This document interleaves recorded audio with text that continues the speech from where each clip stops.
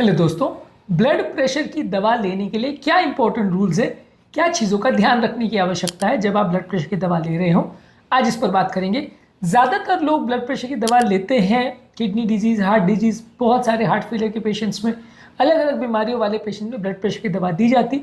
कुछ important rules regulations के होते हैं जिनका ध्यान रखना आवश्यक है, गलती करने पर प्रॉब्लम्स हो सकती है। टॉपिक पर जाने से पहले जो लोग हमारे चैनल पर नए हैं उन्हें रिक्वेस्ट करूँगा कि चैनल को सब्सक्राइब करें, वीडियोस को लाइक करें, शेयर करें, फॉलो करें, कमेंट करें, पूरा देखें। टॉपिक इंपॉर्टेंट है इसलिए इसे अंत तक देखिएगा। चलिए शुरू करते हैं इंपॉर्टेंट वीडियो। सबसे पहला ज़रूरी है कि मेडिसिन को दिन भर में सेम टाइम पर ही लेने का प्रयास करिए। बॉडी के नॉर्मल ब्लड प्रेशर कर्व का एक पैटर्न होता है, एक पर्टिकुलर टाइम पे बढ़ता है, एक पर्टिकुलर टाइम पे कम होता है। उसी तरह से ब्लड प्रेशर की मेडिसिन का भी इंपॉर्टेंट कर्व होता है। जब आप लेते हो तो ब्लड प्रेशर की दवाइयाँ मैक्सिमम लेने के 1-2 घंटे में असर करती है और 16 से 24 घंटे में धीरे धीरे करके उसका इफेक्ट चला जाता है। कोई दवा का जल्दी जाता है, कोई का लेट जाता है। अलग अलग टाइम पर सेम दवा को लेने से अलग अलग डेज पे, अलग अलग टाइम पे आपका ब्लड प्रेशर में सिग्निफिकेंट वेरिएशन देखने को मिल सकता है। अगर बीपी ज़्यादा है उस टाइम पे दवा का मैक्सिमम असर है तो बीपी अच्छा कंट्रोल होगा। अब मान लीजिए जिस समय आपका बॉडी का खुद का ब्लड प्रेशर कम है उस समय दवा का मैक्सिमम असर है तो बीपी ज़्यादा कम हो जाएगा। बीपी ज़्यादा है, दवा का असर कम है तो बीपी बढ़ जाएगा। तो आपका बॉडी का कंट्रोल तब बेस्ट होगा जब आपकी दवा का कर्व और बॉडी के ब्लड प्रेशर वेरिएशन का कर्व मैच हो। अगर ये मैच नहीं होता है, उल्टा पड़ जाता है, तो उल्टा कभी बीपी बहुत बढ़ जाएगा, कभी बहुत कम हो जाएगा, आपको बहुत वेरिएशन देखने को मिलेंगे।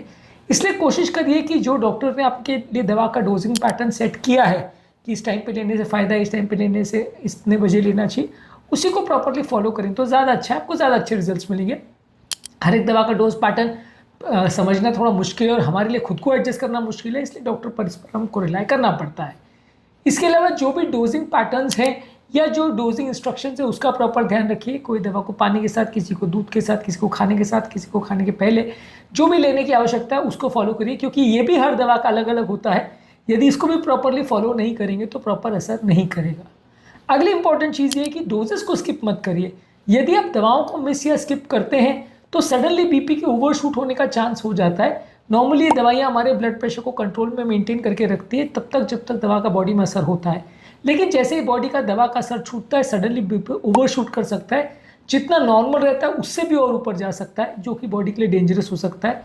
ज़्यादातर हार्ट अटैक, लकवा या ब्लड प्रेशर से रिलेटेड कॉम्प्लिकेशन उस टाइम पे या उस दिन ज़्यादा होते हैं जिस दिन हम दवा लेना भूल जाते हैं। इसलिए कोशिश करिए कि दवाओं को बिल्कुल मिस मत करिए, दवाओं को मिस करना डेंजरस हो सकता है। इसके अलावा अगर दवाओं को खाने के पहले लेने की आवश्यकता है या खाने के हिसाब से लेने की आवश्यकता है तो उसको प्रॉपरली फॉलो करिए। कोई कोई दवाओं का स्पेसिफिक फूड के साथ इंटरेक्शन होता है, कोई दवा किसी पर्टिकुलर खाद्य पदार्थ के साथ कम या ज़्यादा असर कर सकती है।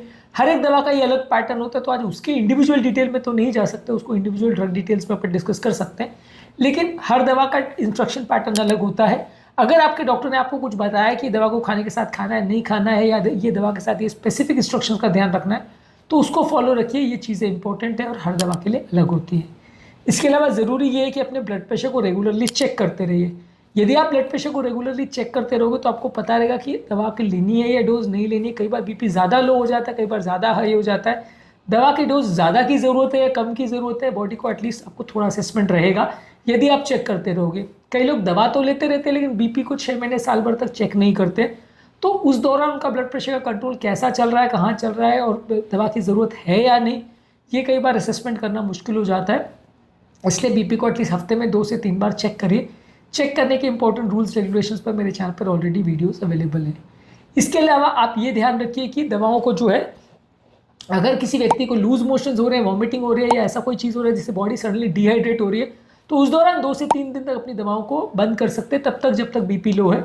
लूज मोशन, वॉमिटिंग वाले पेशेंट में सडन ब्लड प्रेशर कोलैप्स होने की वजह से जान का खतरा हो सकता है, तो ऐसे टाइम पे ज़्यादा दवा लेना या ज़्यादा डोज का दवा लेना डेंजरस हो सकता है। कोशिश करिए कि ऐसे दिनों पर आप दवाइयों को ना लीजिए। जब आपका बीपी किसी और कारणवश ज़्यादा लो हो सकता है तो उस टाइम पे दवा को स्किप करिए, बीपी को रीचेक करिए। जब बीपी नॉर्मली हाई आ जाए तो उसके बाद दवा को रीस्टार्ट कर सकते हैं। बहुत सारे पेशेंट्स को ब्लड प्रेशर के सडन किडनी फेलियर्स और साइड इफेक्ट्स उसी टाइम पे होते हैं जब वो बहुत लो बीपी के टाइम पे दवा ले लेते हैं और साइड इफेक्ट्स हो जाते हैं, तो इसका थोड़ा ध्यान रखना आवश्यक है।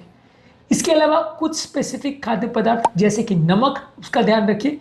ज़्यादातर ब्लड प्रेशर की दवाई अगर आप ज़्यादा नमक लोगे तो असर नहीं करेगी, इसलिए नमक को सीमित मात्रा में रखिए। खासकर उन लोग को जिनको सॉल्ट सेंसिटिव हाइपरटेंशन है उनको थोड़ा ज़्यादा ध्यान रखने की आवश्यकता है।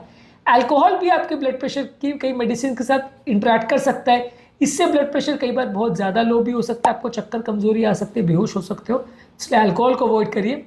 इसके अलावा ग्रेप फ्रूट या उसका जूस जो है वो लिवर के एंजाइम्स को इंड्यूस करता है, चकोतरा इसको बोलते हैं, इसको भी अवॉइड करिए। इसके जूस से भी खासकर कैल्शियम चैनल ब्लॉकर जैसे निफेडिपिन, एम्लोडिपिन, निट्रेंडिपिन, सिलिडिपिन, ये जो दवाएं हैं उसका इफेक्ट ज़्यादा बढ़ सकता है, बीपी ज़्यादा कम हो सकता है, इसलिए इस दवा को थोड़ा सा ग्रेप फ्रूट जूस के साथ नहीं लेना चाहिए। हर दवा के बारे में प्रॉपर जानकारी होना जरूरी है, उसके पोटेंशियल इफेक्ट्स और साइड इफेक्ट्स के बारे में पता होना चाहिए। कई बार साइड इफेक्ट्स जो है वो किसी और सिस्टम में हो सकते हैं। अब एम्लोडिपिन दवा से पाँव में सूजन होती है और आप पाँव के सूजन के लिए अगर ऑर्थोपेडिशियन के पास जाओगे या फिजिशियन के पास जाओगे या किसी ऐसे डॉक्टर के पास जाओगे तो कई बार प्रॉपर ट्रीटमेंट नहीं होगा, पाँव की जांच कराओगे तो कुछ नहीं मिलेगा, अब वो दवा की वजह से हो रहा है। तो दवाओं के इंपॉर्टेंट साइड इफेक्ट के बारे में आपको जानना जरूरी है। एसी इनहिबिटर से सूखी खांसी होती है, आपको ये नहीं पता और आप कॉफ सिरप लेते रहोगे तो फायदा नहीं होगा। आपको या आपके डॉक्टर को दोनों को पता होना जरूरी है, जिसके पास भी आप जा रहे हो, कि ये दवा से साइड इफेक्ट हो सकता है, तभी वो उसको बंद कर पाएंगे।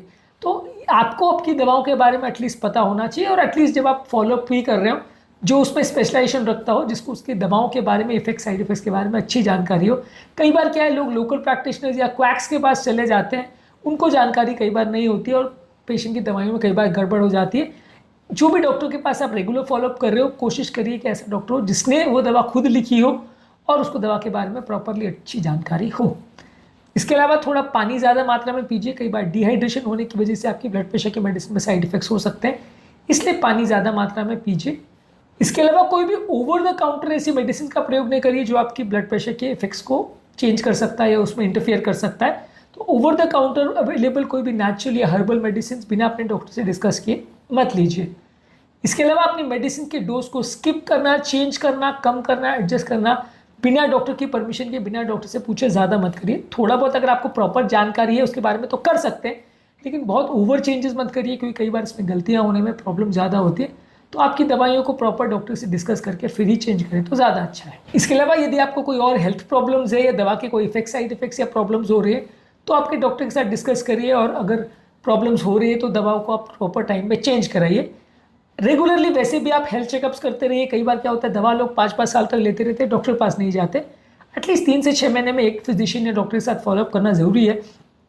इससे थोड़ा बहुत पता चलेगा कि बीमारी सही चल रही है कि नहीं, दवा जो ले रहे हो डोज वो सही पड़ रहा है कि नहीं, कोई इफेक्ट साइड इफेक्ट्स तो नहीं हो रहे, दवा को चेंज करने की आवश्यकता है या नहीं।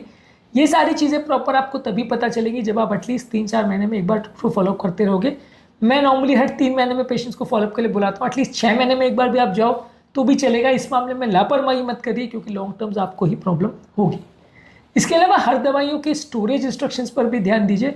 कई बार कोई दवाइयों को आप ज़्यादा गीले एरिया में रख देते हो, ज़्यादा धूप में रख देते हो या ज़्यादा गर्मी ठंडी में रख देते हो तो दवा बेअसर हो जाती है। तो इसका भी ध्यान रखने की आवश्यकता है कि दवाओं का प्रॉपर स्टोरेज हो और इसमें कोई लापरवाही नहीं हो, नहीं तो दवा आप टैबलेट लेते रहोगे, असर कुछ नहीं होगा। तो इसके बारे में प्रॉपर जानकारी होना और प्रॉपर वे में उसको मैनेज करना आवश्यक है।